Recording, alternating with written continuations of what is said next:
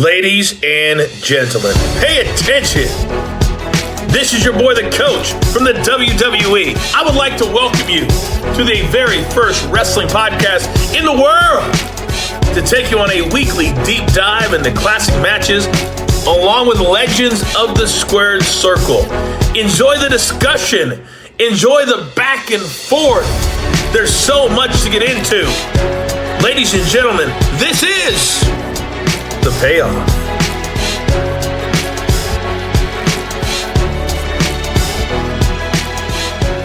Welcome to an all-new episode of The Payoff. I'm Tom. That's Jeff. 1987 Saturday night's main event. Honky, Tonk Man, Macho Man. Dude, I'm pumped to cover this one. I love this era. Too young to have even watched it live, but right. You know, this was just a fun era. These were fun shows. I mean, we'll get into the card, but you know, the air time without the commercials is an hour and 6 minutes on this. So like a 90-minute show. They always loaded these things up with some of the top stars. NBC, really, really big deal. I think it was the lead into Saturday Night Live. So, you know, just a really fun time to be a fan. And these were great. You know, different era. You didn't have the pay-per-views. And so these were huge because this is what these stories are what filled arenas for the house shows and built to the 4 or 3 or whatever pay-per-views a year they were doing at the time. So that, you know, when you look at what these were for the company, they were massive. I mean, it was almost like a commercial on NBC for 90 minutes to tee up the two things that really made you money in this era, which were house shows and pay-per-views. Yeah, absolutely. It's crazy. This actually, I went back and kind of checked. This is our first Honky Tonk Man match. Haven't covered one in 268 episodes here. I was going to ask you that. I thought it was. Yep, first one. And so I've always can't really do Warrior or Honky Tonk because that match takes 15 seconds. So I really could, but that's that. And so but he was a big player. So we'll talk about that a little bit. But this was one that just like you said, I think this era, I especially these Saturday night main events, I added a bunch of them, so I really enjoy these. I think they're really good. And this would have been, it's weird because this is actually opening the card. It's like you said, when they stack the cards, like it's stacked. This is your opening match to have these guys go out first, like whether it was a different kind of mentality of how they were booking or whatever it was. Like this is really good. Like I'm excited to cover this one. Well, let's jump right into it and get to the build. Oh, it's time for the build. So, Saturday night's main event. We're at the Hershey Park Arena in Hershey, PA. So that's on the driven past it. And okay. I think I mentioned this before, but Hershey, Pennsylvania legitimately smells like Hershey chocolate because they pump it into the air. I mean, dude, you get out like at a gas station and you smell it. I played a soccer tournament there. I mean, it smelled like chocolate the entire weekend. So, but I've never been to Hershey Park. Amusement park and the Hershey stuff. And me neither, a nice thing to see if you were in the area. So here's the deal with this one. We had 5 dark matches. Nothing really of note. I'm not going to waste our time on that, but there were 5 dark matches at this taping. And then we get into the card. So we start off with this match, Randy Savage, Honky Tonk Man. Honky Tonk's your IC champion at the time. Then Hulk Hogan is going to defeat Sika to retain the WWF Championship in 8 minutes. Do you remember who Sika is? Is that Roman's father or uncle? Look it up. It's a big family there. I know. It might be his dad. You'll look that up. King Kong Bundy is accompanied by Andre the Giant. He's going to defeat Paul Orndorff in 7 minutes. And then the Hart Foundation is going to defeat the young stallions of Paul Roma and Jim Powers in 4 minutes to retain the tag team championships. And as you can see by the way these cards were, often your biggest things or biggest draws were either at the beginning of the card or in the middle. I don't know the psychology behind that. I'm just guessing bigger audience. But at any rate, so that's that. Did you find anything out for us? This is just a funny line. And so, yeah, you are correct. Yes. His dad? Sika is his dad, but the line here on Wikipedia, funny enough, says younger son, or talking about his personal life, says younger son Joseph played college football for Georgia Tech from 2003 to 2006 before beginning a professional wrestling career in 2010, winning the WWE Championship on multiple occasions as Roman Reigns. Like just Joseph. And so, yeah. Yes, and just recently, yeah, Joseph, yeah, and he just recently in June actually passed away. So yeah, and that was the funeral that they were all at and stuff like that. Yeah. So yeah, but yeah, Joseph, to the remember ring, his youngest son, Joseph. Your world champion, Joseph.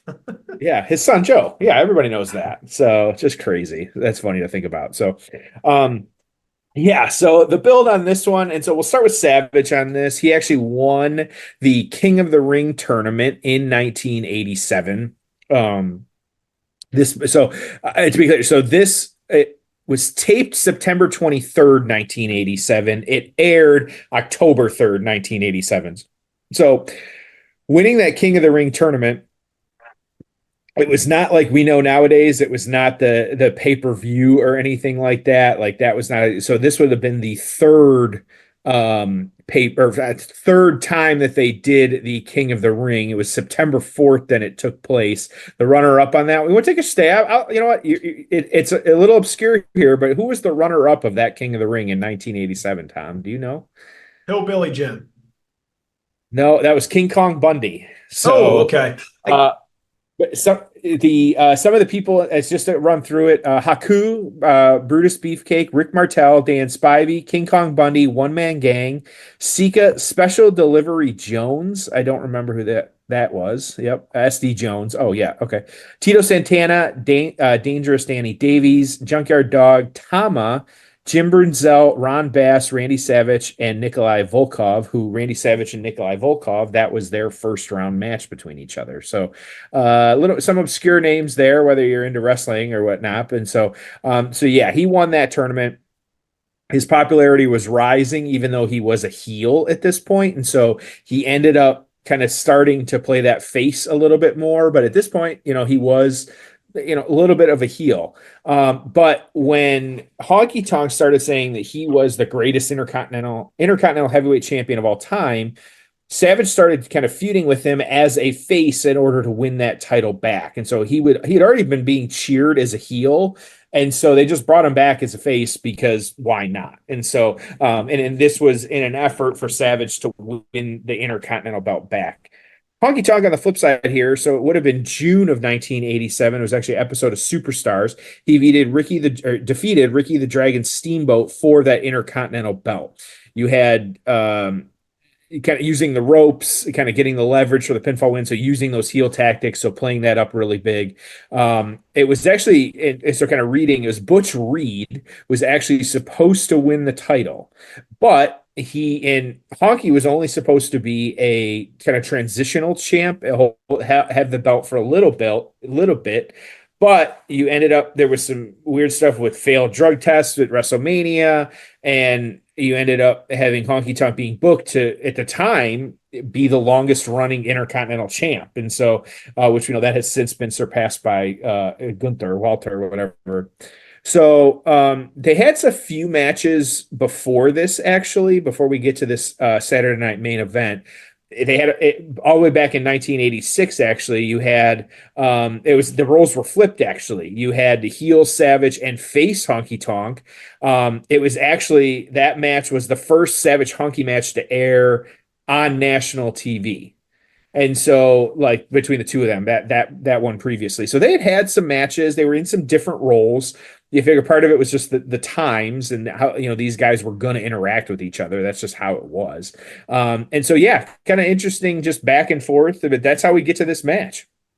Savage wants the belt back. Love it. You ready? Yeah. Let's do this, man. Yeah.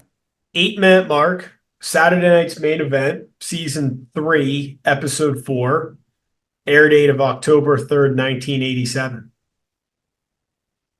Are you ready? 8 minutes. Let's do it. It's time for the payoff. Ho! It's time for the payoff. Yeah, what great success. He's not the champion, is he?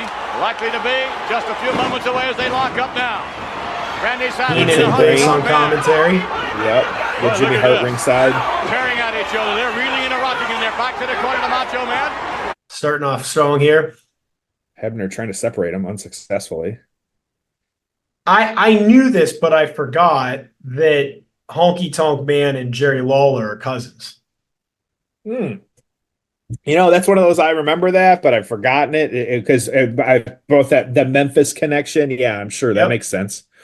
So Honky, born in Tennessee, started his career being known as Danny Condre. Okay. Real name Roy Wayne Ferris. Yep. Went by Honky Tonk Wayne, and then the Honky Tonk Man.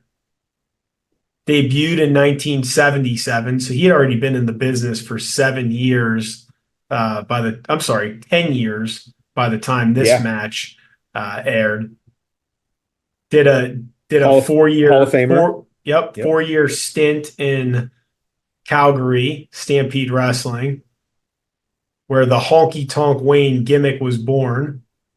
And he did, obviously, this was a spinoff of Elvis. Believe it or not, I actually randomly watched a few Elvis documentaries recently. I knew nothing about Elvis. I mean, you kind of know of certain things of, he was, died of drugs and he was skinny, then he was fat. And I mean, like there's certain things, I knew nothing. I found it fascinating. Just a really, really interesting life and career, and he was in the military, and the manager is really interesting. I want to go back and watch the movie, but yeah, it's definitely worth doing a little digging on that if that's interesting. I knew none of this. Yeah, well, that what was it? Not that long ago, we added it to our list, but we've been on a documentary kick too. We added, what was it, the John Bon Jovi one that you were telling me about that was really good. So we've started an Apple Note with some different ones that we want to watch, and because my wife's not a big true crime person. She's probably one of the running meme jokes. She's one of the few white women on the planet that doesn't enjoy a true crime podcast, and so so we try and watch some other ones about some other things. Whether we just finished the McDonald's Monopoly one not that long ago, and that's a crazy story. Like that was insane, and so we really enjoyed that. And so did you see the Pepsi airplane one on Netflix? I haven't seen that one yet. Oh, we gotta add that one. Yeah. So watch that one. I'm about to start, the 30 for 30s. She said she'd be down for those are all out there and going back. I watched, of course, like the Jordan one and stuff like that. But there's some Netflix Untolds that just came out. Those are good. Those are all sports related. There's the boy band Con. I forget what it's Dirty Pop, and then there's another one on Netflix called, I think, Boy Band Con, but that one Lance Bass produced. We just watched those. That's the guy who got Backstreet Boys and NSYNC started. That's really good. I'm behind on the A and E documentaries. Like I heard the Heyman one was phenomenal. Yeah, I heard the Miz one was great. Yeah, I'm behind on those. I know Flair came out and was defending Miz, and it seems like everyone really respects the hell out of him, but what a career he's had. All right, Savage. So look, Savage going up. I used to love when he did this. The axe handle, double axe handle off the top rope onto the floor. It was just so different. You just didn't see anyone do that. It's such an easy move, I say. Like, it doesn't look like it should be that big, but when he did it, boy, I remember growing up, and I'm sure you were the same way. Like, that was crazy. Like, that was just the coolest. That and the elbow, like him coming off the top rope was just fantastic. Yeah. Yep. Jimmy Hart getting a little involved there. Yep. Again, getting involved. Second time. Yep. Great It's jacket funny. there on Jimmy Hart with all the hearts. Yep. It's funny. So the Honky Tonk IC title reign was June of 87 to August of 88, the big one. Yes. Okay. So it really wasn't that long. I mean, it was only like 400 days. I thought it was longer than that, but no 450. one. Yeah. Yeah. Yeah. I literally, I had that pulled So up. Jimmy I Hart couldn't just remember all over the exactly how many place. days. Yeah, Yep. Jimmy Hart all over the place. So good. Such a good heel manager. Now he's got it in the bottom rope. The Macho Man has Jimmy Hart by the hair. Crowd going Now nuts. the referee should be Look at just disqualifying the for Macho. Man. Oh my gosh. I don't believe so. The Macho Man winds up. He's going to let him. He lets him have it. What a cheap shot. The man was So good. Great. So simple, but It- so good. So much is added to it too because of Vince and the Brain. Yeah, just kind of playing off each other on this one. Just great stuff. It's just Eric Bischoff said his favorite firing of all time was Honky Tonk Man. Was it? Okay, I did not Yeah. find that stat. Okay. Yeah, so 94, Honky Tonk Man ends up in WCW. He left WWE, WWF in 1991. So he was Okay. gone. I mean, it's funny like how some of these iconic characters, like I always find that interesting. Like you think of Honky Tonk Man as this like iconic character. He was only in the WWF for 5 years. Like not even like 4 years and some change. Okay. Huh. Isn't that wild? Now he came Yeah. back, but he's gone like early 91. He's done. Like he leaves in January of 91. Okay. So that's it. And then he's on the indies for a few years. He goes to WCW for a cup of coffee in 94. He doesn't even make it like 6 months. Mm-hmm. He does all those indies for many, many years, just everywhere. Then he goes back to WWF, as an on-screen character. Remember, he was managing Billy Gunn and did some other things there. Got to end here. You got the Hart Foundation, who are the heels, leaving with Jimmy Hart and Honky Tonk. Yeah. in just a few moments. We are back with more. Do they Saturday carry night's main event. Jimmy Hart And you can the see back? the look of determination on the faces. He's got Brett and the Anvil. Miss Elizabeth. Heel Fantastic. Hart Foundation was good. They were good heels. Yeah, absolutely. So here you go. So now you got the Hart Foundation ringside too. We got Brett and Honky, Macho and Honky still going back at it. Good little man, telling a story. Nothing wrong with that. Good stuff. Yep.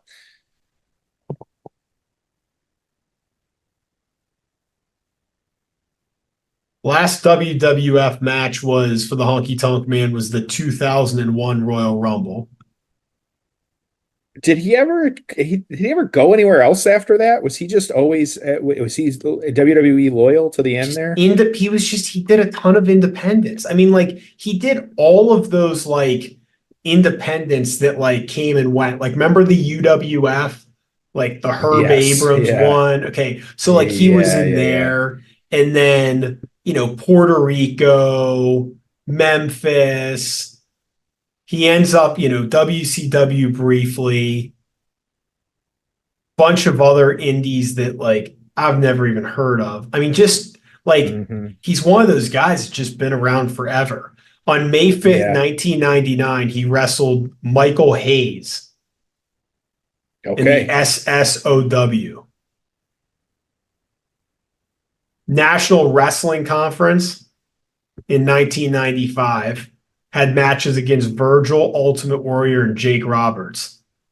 He was with them until 1998. I mean, it'd be fun to go back and find. I mean, who knows if these tapes even exist, but I mean, just some of like these 80 stars. I mean, the thing was, I don't know why I was thinking. I mean, I often find myself wondering why Vince did such a youth movement in the 90s. I just think he couldn't afford any of the higher price guys. But like in like 94-ish, You know how many guys were just like floating around that had been megastars in the 80s? I mean, there were so many of these guys like Honky Tonk Man, but Ultimate Warrior and Jake Roberts and guys like that.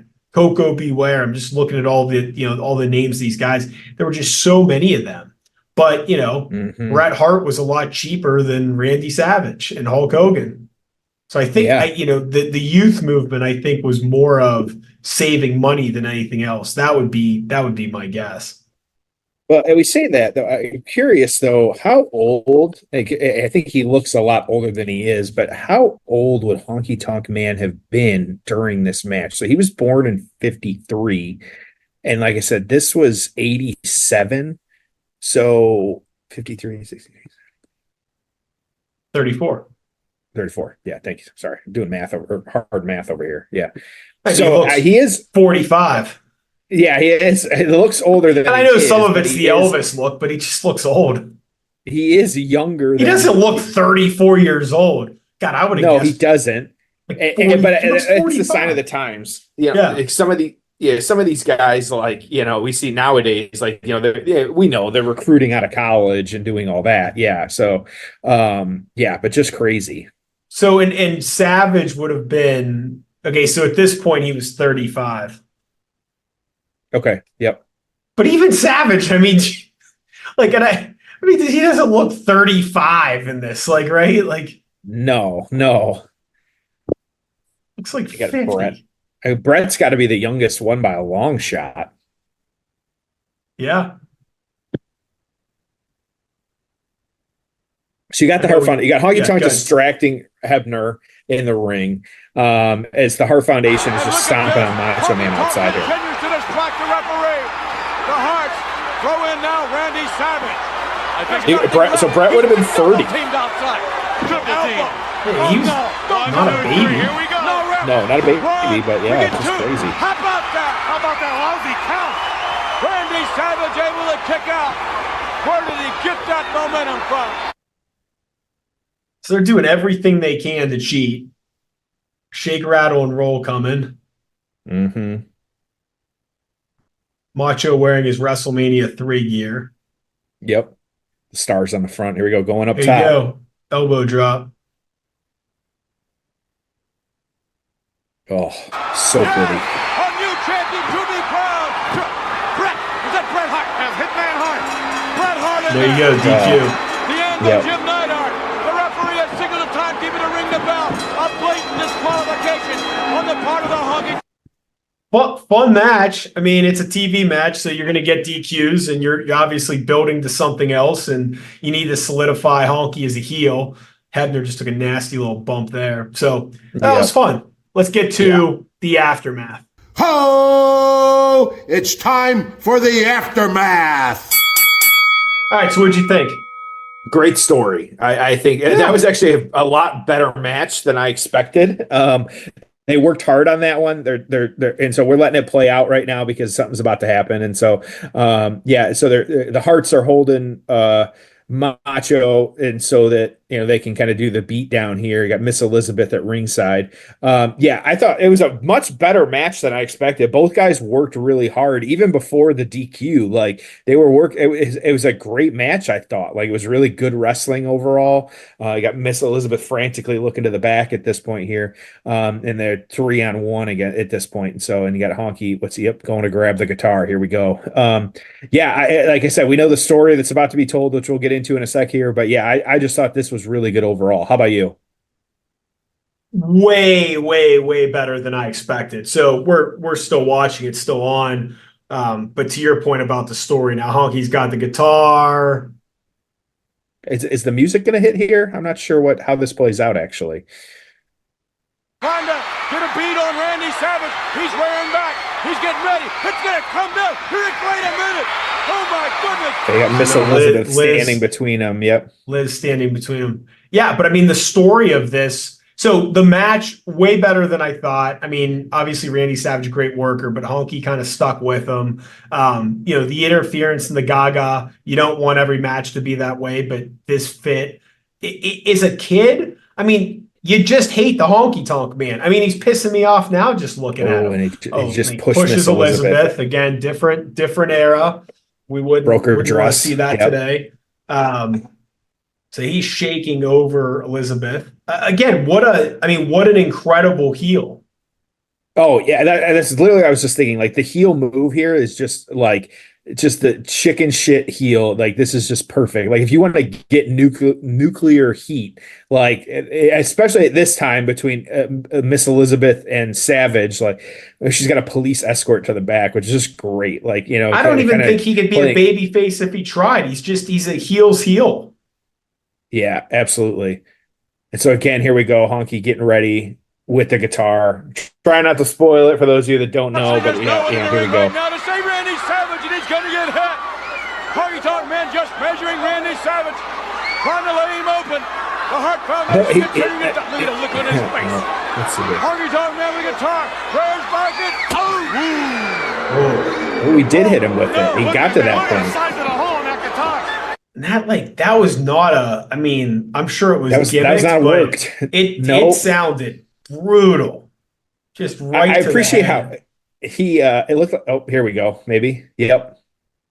Oh, Hulkster's coming out. What courage and what brilliance this lady has.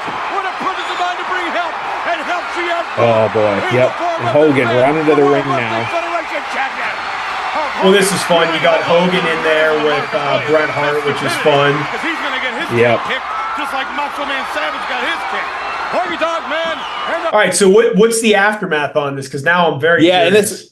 So as you can see here, you had Miss Elizabeth running back to the locker room, grabbing Hulk Hogan actually to bring him out to the ring to kind of save him. You got Hogan punching everybody off now. Here we go. And kind of getting that. And so both guys now starting to clear the ring and kind of playing off each other. But this is the formation of the Mega Powers at this point. And so as we all know, the classic team of Randy Savage and Hulk Hogan, clearing the ring at this point. Oh, and a face-off between them, but no, working together. Yep. So great stuff there. You ended up, it was actually Survivor Series, the first ever Survivor Series, November 26th. So taking place just about 2 months after this, when you actually had the Team Savage taking on Team Honky. Okay, so that's what they're building towards. Okay. So that's what they were building toward with it. Yeah. And so you had those teams were as Brutus Beefcake, Jake Roberts, Hacksaw Jim Duggan, Randy Savage, and Ricky Steamboat, beating Dangerous Dan Davies, Harley Race, Hercules, the Honky Tonk Man, and Ron Bass. And so, and then the Mega Powers, of course, having that. And so these two guys as well, too, their feud continued into early 1988. Their last match, it was actually it was on part of the card for the Andre the Giant Hulk Hogan main event, which would have been February. And you had Savage beating Honky Tonk by countout after he shoved Honky. He was getting it with Miss Elizabeth, and so you kind of shoved him out of the way. And so but just like good stuff. Like, this was the time, the formation of the Mega Powers. That's always great story to tell there. Just all of it really good here. Oh, that was great. Just the slow-mo of him getting cracked with the guitar. But overall, really good stuff here. PWI was in this point in 87. They weren't really doing, it wasn't like yearly ratings. It was more monthly. And so to go through it was a little tough, but these guys did both have they were at tops of this, where they're top, there's different lists too. So top heel, Honky Tonk was usually up high on that one. Randy Savage, based on the month, he was pretty high too on different stuff. And so it just kind of played out. And again, the dirt sheets weren't the dirt sheets back then. There really wasn't. And so not a lot of write-ups on this one, but really good storytelling, I think. What are you thinking for a score on this one? I got this at a 6.5. But I really enjoyed it. Like, the match was fun. The story was great. Lots of characters. You had the Hogan run-in. You had the Hart Foundation, Miss Elizabeth, Babyface, Randy Savage. I dug it, man. This was in, fun little era of what was to come. Yeah. You have, the Ultimate Warrior is going to eventually end this Honky Tonk streak. You have the Mega Powers. You have Randy Savage is going to become your champion. I mean, just a fun era. So I really enjoyed this, man.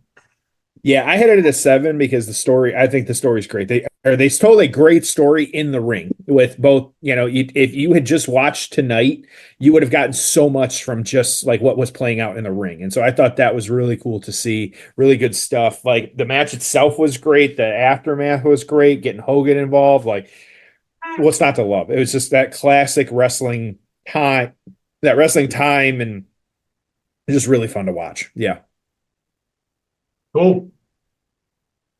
So with that, I was gonna say we'll send them home happy once again. We got some more good matches lined up here for the future, so that should be nice. And so we'll remind everybody, of course, manscaped.com. Don't forget using that promo code payoff. You're getting 20% off and free shipping. Just tested the code myself the other day. Just make sure you're still good to go. You are. Make sure you're using our code instead of like the kind of sign ups. You can always sign up for their messages and get their deals, but we're giving you 20% off, which is a better deal than what most has out there. So make sure to check that out. We got you covered, free shipping, anything that you get from the store, and 20% off. So with that, where are we going next week? We got a little bit more recent here. 2008 Cyber Sunday. Everyone knows I'm a big fan of the Cyber shows, and so we got a special guest referee and Batista taking on Chris Jericho. So it should be good stuff.